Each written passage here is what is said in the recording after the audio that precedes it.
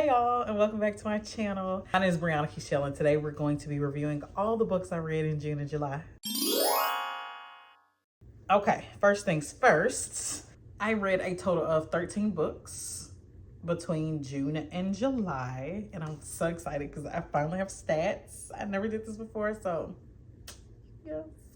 Who is she? Okay, so I read a total of 13 books. So my average rating was a 3.79. I read a total of 4,406 pages. Most of these were new to me authors. I'll put this on the screen if I make a graphic. The only author that was not new to me was, oh, that's not true.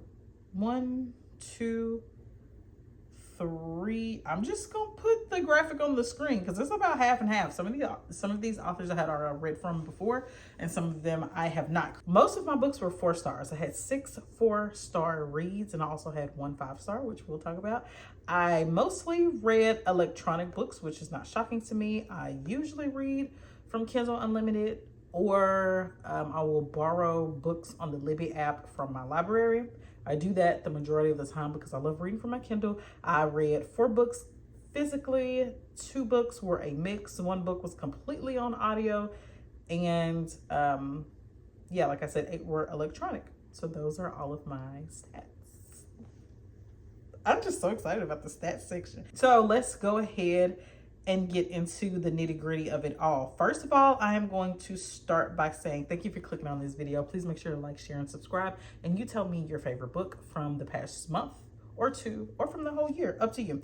So we're going to start, and I'm just going to briefly mention all the books that I've already released a video about. So I do have a video where I ranked I reviewed, I ranked, and gave some book recommendations for all of Riley Sager's books. He has 9 of them. I went through and told you the whole spiel on all of them, but specifically for these 5 months, I read the 5 books that I had not read yet. Should I tell y'all my ratings? Yeah, I'll tell y'all my rating. Final Girls, which I gave a 4. Home Before Dark, which I gave a 3.75. But this is why ratings are subjective, because on any other day, Home Before Dark could possibly be a solid 3 for me. Just depends on how I feel, because I have so many thoughts about that book. Survive the Night, I gave a 1.5. The Last Time I Lied, I gave a 4.5. And finally, With a Vengeance, I gave a 3.25. That is his most recent release as of today. So head over to that video for all of the tea and all of the yapping for the 5 Riley Sager books that I read in these 2 months. Now, let's talk about the books that are in a failed vlog. So I may or may not come out with this vlog I did about reading romance books. I don't know. But I read The Unhoneymooners, which I gave a 4. I read The Second Tide's The Charm, which I gave a 3.5. And then I read Hostile Takeover, which I also gave a 4. And then I read I'll Be Yours by Nina High, which I gave a 4. So I had a lot of 4-star romances. I really enjoyed them, y'all. They were so cute. I didn't tell y'all anything about those books, so let's go ahead and jump into those. So let's start with The Unhoneymooners by Christina Lauren. This is my first Christina Lauren book. Christina Lauren was a new to me author, and I really enjoyed The Unhoneymooners. So Anna's sister marries Ethan's brother, and Anna is the maid of honor. Ethan is the best man. Something goes completely awry at the wedding reception. Things take a turn for the worse. All right, and the bride and groom are unable to go on their honeymoon. The bride, Amy, tells her sister Olive, hey girl, just go ahead and take this honeymoon with Ethan. So they take the honeymoon, they go on the trip, and they have to do the fake dating because they don't want people to know that they are not the true couple. One thing I really enjoyed about this book is the hilarity. It was, to me, it was funny, and I love a good laugh. I really love a good laugh. From the time that it started, I enjoyed that Olive could not tell a lie. She was not good at telling lies, which is how she ended up in some of these situations. I enjoyed how Ethan had a fear that seemed very realistic, and they were able to overcome that fear, and they got a little closer. Olive and Ethan got a little closer as she tried to help him through that. And I enjoyed watching their connection build. I think that the fake dating trope is sometimes overhyped and overused, but to me, it's one of the best ones. I love a good fake dating trope. I think the author Christina Lauren did pretty good at navigating what happened, why it led to that, and there was some imagery that I didn't like some body imagery, and somehow she talked about her body sometimes And sometimes I wish that that wasn't a trope. I wish that that wasn't a thing. Like, just because a woman is full figured, I don't understand why that has to be a conversation in some books in the way that it was in this book. That's one of my critiques about it. But another thing that I enjoyed about this book is that the third act conflict was something that they had been dealing with before the third act of this book. This is not something that just popped up at the very end after you like fall in love with these characters and you love where they're going. You love all the romantic scenes.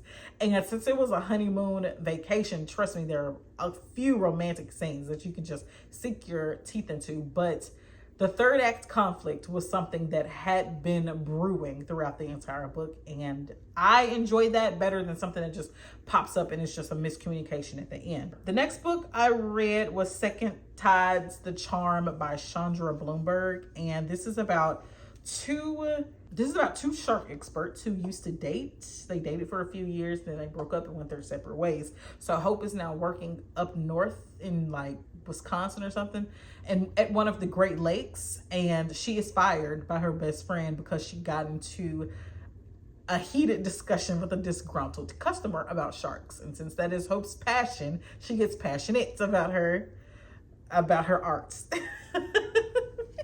With that being said, Hope has no idea that on the other side of the world, her ex-boyfriend Adrian is doing amazing things online with content creation in the shark industry. So Hope, without knowing this, reaches out to Adrian's cousin, and it's like, because they're all in the same shark industry, she reaches out to Adrian's cousin and she like, hey girl, I need a new job. Do you know of any openings? And her cousin, Adrian's cousin is like, yeah, I actually do. Without telling Adrian's cousin invites Hope down to the Carolinas. It's either North or South Carolina, I don't remember, to interview for a position that Adrian is trying to fill.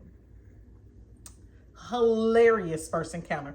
If you have not noticed, I love a good comedy and romance. I love a good laugh, a good moment of just hilarity. I don't know other words for it.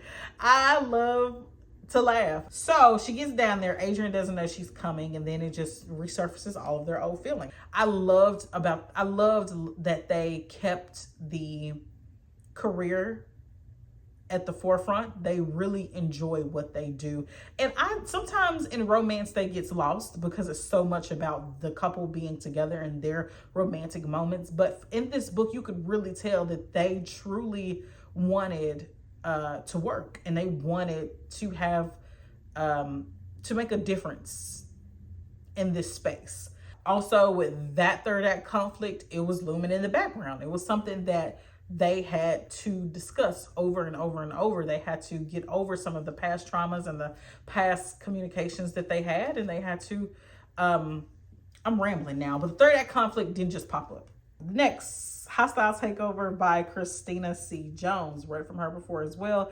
This is about a young woman named Nala whose dad sold her mom's family's company. So Nala's mom and her mom's family had created it was a Black-owned grocery store that they had built from the ground up, and they were doing very well. After her mom got sick and passed away, it was left to her father. Nala's father did some shiesty stuff and ended up selling the company.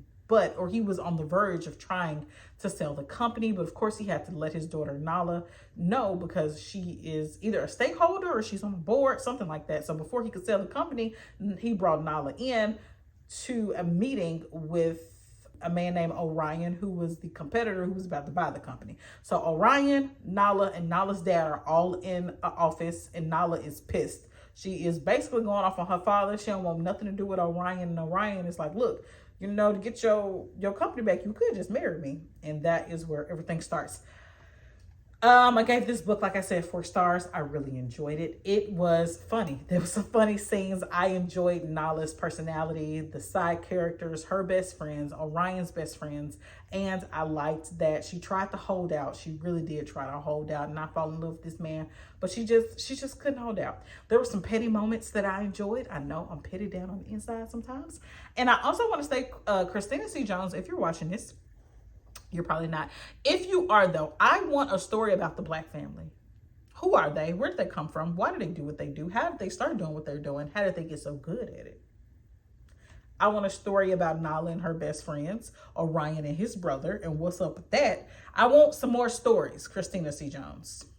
But this one was good too, if you don't write nothing else, girl. And this says that it's #1 in the series, so I'm excited to see what she comes up with next. Third act conflict again, something that was looming in the background. Next is The Romance I'll Be Yours. It was a very quick novella about this chef and a lawyer who were on the same flight out to California, and a romance ensues. I gave that one a 4 again. All of these romances were a 4. I think there is some differentiation that I could do, but at the end of the day, they were cute, romantic, and made me smile, and also made me laugh. Now let's talk about the other ones that I have not talked about at all. Let's start with When the Moon Hits Your Eye by John Scalzi. I love John Scalzi's work. I've talked about this book in so many different videos about like how I'm excited about it and what it's about, but just a quick rundown. The synopsis of this book is that the moon turns into a sphere of cheese, and John Scalzi just writes a book about people all over the United States who are grappling with this new phenomenon. We're following so many people: astronauts, government officials at the White House, scientists at NASA, scientists at the Air and Space Museums, college students, people who work at cheese factories or cheese delis. Like, we're following so many different people, and I've compared this book to the plot of Valentine's Day, where you have all of these people who are dealing with the same thing, and it seems like their lives don't intertwine, but they do. The people on Valentine's Day, their lives intertwine a little bit more than the people in this book. However, John Scalzi really does a great job of weaving everything together. I gave this book a 4-star in my eye. John Scalzi has done nothing wrong in my eyes, and I would love for this to come out as a movie. I really would. So if anybody is watching and you can create a movie, create this movie, When the Moon Hits Your Eye. Okay. I do want to say also, if you are like really, really big on science, this might not be, and he says it in his acknowledgments or whatever is at the back, that it's not, he tried to keep it as vague as possible because he's not a scientist. He did consult with some scientists because he's not a scientist. But since this is not something that has actually ever happened before, a lot of this is it's just fun fiction. Okay. Next, let's talk about the thrillers that I read. Let's start with my 5-star of the month. My only 5-star this month was Local Woman Missing by Mary Kubica. Okay. One night while on a late night run, Shelby goes missing, leaving behind a husband and a newborn daughter. Not long after, Meredith and her daughter, Delilah, go missing without a trace from the same community. While the community is on edge and shaken, they do their best to try to find these women to no avail.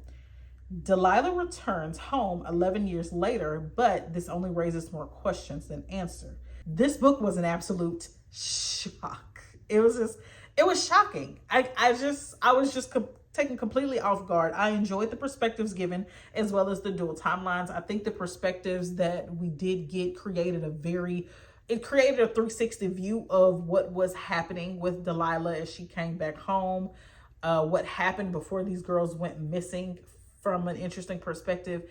And since they were so well-rounded, and because of the dual timeline, it set me up to be shocked. It set me up for the okie doke, okay? The reveals and the plot twists were perfectly timed, in my opinion. How everything unraveled made sense. Everything just snowballed. And I love that there was not an unreliable narrator, because my mind cannot take another unreliable narrator. I would just completely lose faith in myself as a reader if I had another unreliable narrator that I just could not get with, or could not pick out or point out before the end of the book. I would feel horrible. This was the best mystery I've read in a while. It was engaging from beginning to end. The next book, The Wife Before by Shanora Williams, talks about this book a little bit in my Riley Sager video, because this started with an incredibly dumb decision, okay? While serving as a waitress at a star-studded charity event surrounded by millionaires, Samira meets pro golfer Roland Graham. They have a connection that's shared over a wasted cocktail and a bleeding finger, but Samira wants to leave it there. Roland disagrees, of course. He finds her number and they begin to date, which quickly leads to an engagement and then obviously to marriage. Through all of this, Samara's brother is trying to warn her that something is off about Roland and his previous wife's death. He had been cleared by police, but the public still believed he was responsible. Of course, now that she is in love, Samara wants to prove them all wrong. The only thing I didn't like was how the second timeline was given to the reader. So the suspense of trying to figure out if this man did it or didn't do it was amazing. Trying to get down to the bottom of it, I really enjoyed the story itself. I wasn't truly invested in how the previous timeline was given to the reader, because I just don't believe that's truly how it would go without giving too much away. I think that maybe it should have been done in a different format, maybe some voice recordings or something. I just did not believe it, that's my own personal problem. But the story itself was amazing. I think it was an incredibly dumb decision to marry Roland so quickly and then try to find out the truth. Like, girl, you couldn't have, switched that up. But I enjoyed the characters, except the first wife. She was annoying. The next book I read, and the most recent book I read, was Vicious Bonds by Shanora Williams. This is the first book in the Tethered trilogy. Willow literally falls out of the sky and onto a forest floor in another world. She is met with a sneering, growling wolf and its owner, who happens to be pointing a gun in her face. She's confused, but not as confused as Cass, who is the man pointing a gun in Willow's face. They have been brought together by fate, but neither of them want this destiny. They have agreed to get Willow back to Earth as quickly as possible so they can avoid falling in love with each other.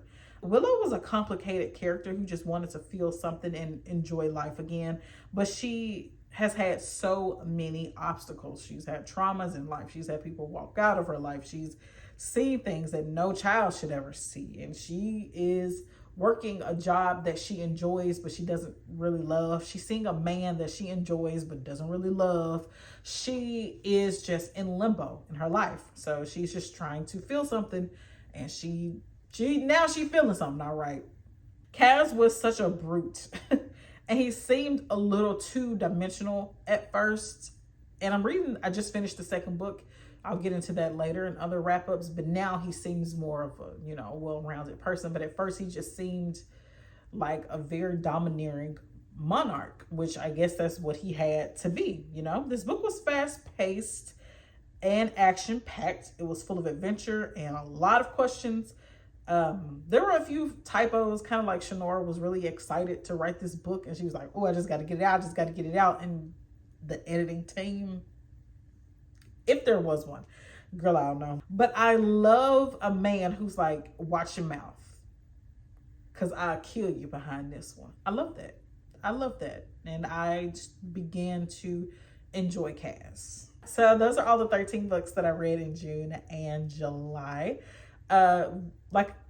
Like I said before, please make sure you like, share, and subscribe. Leave me a comment down below to let me know what books you are reading or have already read. And I will see you guys in the next one. Bye. I made this whole cup of tea and I didn't sip it not one time in the video. It's good too.